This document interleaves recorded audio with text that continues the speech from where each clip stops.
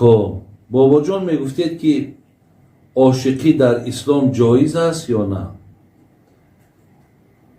اکو این عاشقی هایی که اگر خواهرای دادرای ما در نظر داشته باشند که مقصد آلی نکاح نکرده یکدیگر را در آغوش میگیرند، خب با یکدیگر مقصد همخوابه میشوند، شبهای دراز مقصد در یک حالتهای تنهایی با یکدیگر میگردند، این روز و شب مقصد در آشخانه ها و رستوران ها می نشینند و این را برای خود عاشقی میگن. این نادرسته، این نادرسته. برای همین در اسلام عاشقی همون است که وقتی که شما زنی را که در نکاحتان در آوردین، شما او زن دوست بدارید، او زن مقصد احترام کنیم، به قدر او زن برسیم یا او زن به قدر مردکش برسد. انامین عاشق زندگی باشین، اگر عاشق حرمت یکدیگر باشین، عاشق قدردانی یکدیگر باشین، اسلام این عاشقی را دستگیری میکند. این عاشقی هایی که شما شبی دراز بگردین و دست یکدیگر در گردن یکدیگر و خب و هر یک کاری را که برای شما نادرست است انجام تین، این عاشقی در اسلام حرام. خواهر دادر عزیز، استاد جان، من مدت 1 سال می شود با دختر عمم فاتحه کردم. حاضر در مهاجرتم. مادرم زنگ زده گفت که من فاتحه را می گردانم. مرا در وقتش بسیار عذاب دادن. نمیخوام از اولاد پدرت زنگ گیرم. اگر دختر عمت گیری تو را در دنیا و آخرت نمی بخشم. دیگر خانه من نیا. شما چی مصلحت میتید بابا جان؟ چی کار کنم؟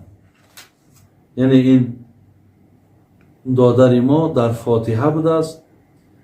مادرش به خاطر آنه که مقصد این دختره که از اولاد شوهرش بوده است و شوهرش که این زنه که عذاب میداده است، نمیخواهم که مقصد از اولاد این به این خانه مقصد کریم بیارم. من فاتحه را میگردانم.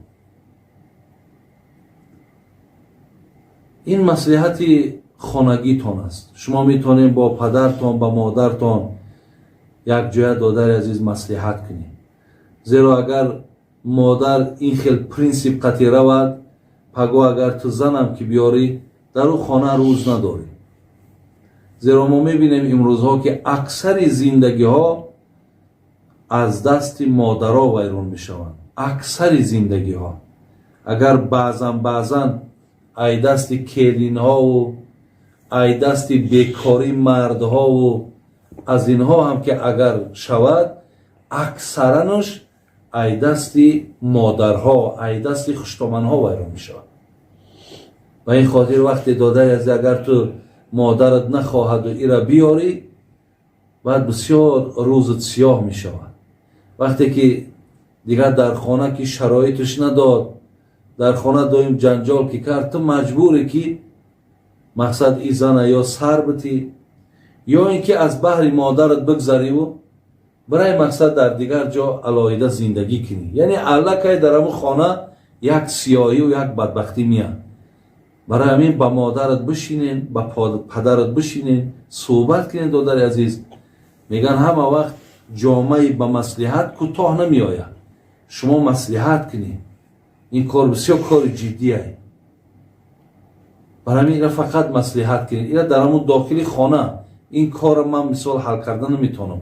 اینا همون شما خداتان میشینین و خداتان حل بکنین.